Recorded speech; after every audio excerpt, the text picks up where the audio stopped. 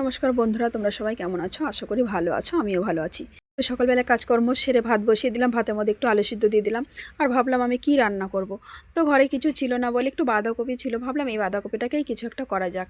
বাঁধাকপি, ধনেপাতার কাঁচা লঙ্কাটাকে কুচিয়ে নিলাম, নিয়ে লবণ হলুদ দিয়ে আগে ভালো করে চটকে নিলাম। তারপর একটু বেসন আর চালের গুঁড়ো দিয়ে ভালো করে মাখিয়ে নিলাম।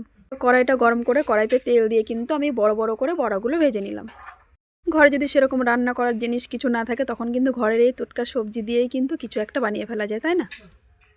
দেখো, বড়াগুলো আমি ভাজছি ভালো করে, লাল লাল করে। একটু কম হিটে ভাজতে হবে, খুব হাই হিটে দিলে কিন্তু পুড়ে যাবে, ভেতরটা কাঁচা থেকে যাবে। তাই কম হিটে আস্তে আস্তে করে কিন্তু বড়াগুলো ভেজে নিতে হবে। তো বড়াগুলো আমার প্রায় ভাজা হয়েই গেছে, দেখো।